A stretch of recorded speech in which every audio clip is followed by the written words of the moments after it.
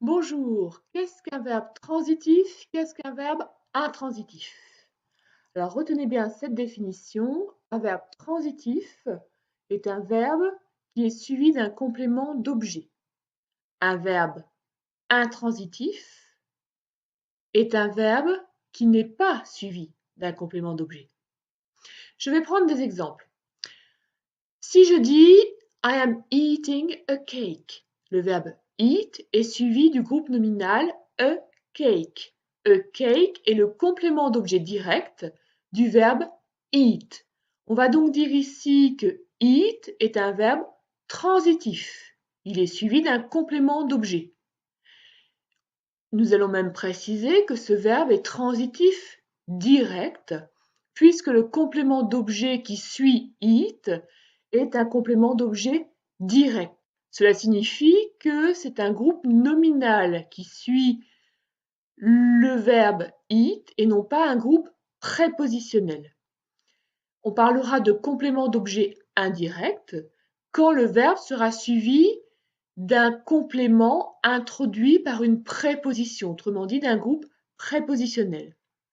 Dans la phrase I am looking at you est le complément d'objet du verbe look. At you, c'est un groupe prépositionnel introduit par la préposition at. Donc at you est un complément d'objet indirect. Ce qui signifie que le verbe look, dans cette phrase, est non seulement un verbe transitif, puisque suivi d'un complément d'objet, mais plus précisément un verbe transitif indirect, puisque ce complément d'objet est un complément d'objet indirect. Maintenant, les verbes intransitifs. Les verbes intransitifs sont des verbes qui ne sont pas suivis d'un complément d'objet. Si je vous dis I'm working in a bedroom est circonstant de lieu du verbe work. Mais ce n'est pas un complément obligatoire du verbe work. Je pourrais dire simplement I am working. In the bedroom ne fait que préciser le lieu où se déploie l'action de work. Si je dis I am sleeping in the kitchen de la même manière précisera l'endroit où je dors. In the kitchen n'est pas un complément d'objet indirect du verbe sleep. Donc les verbes sleep et work, dans les deux exemples que je viens de vous donner, ne sont pas suivis d'un complément d'objet. Donc, ils sont intransitifs. Alors attention, parmi les verbes intransitifs, on va aussi classer les verbes d'état.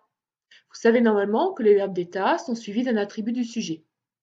Si je vous dis par exemple I am very happy, ce sont les vacances. Donc I am very happy.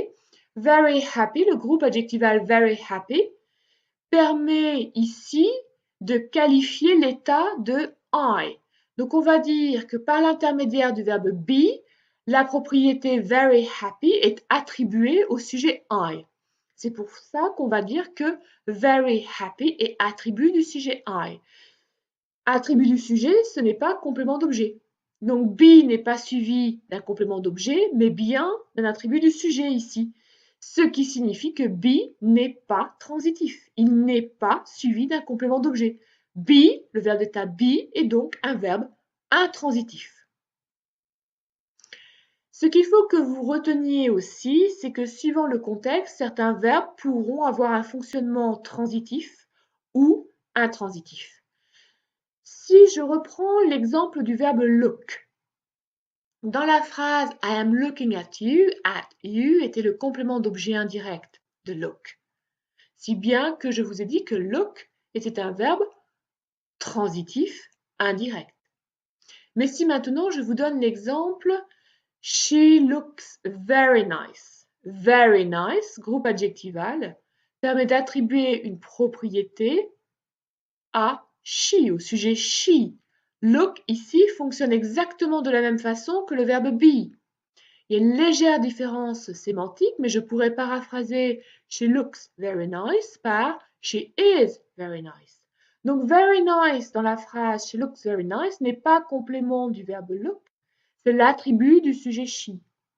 Ce qui revient à dire que look dans ma phrase she looks very nice n'est pas suivi d'un complément d'objet.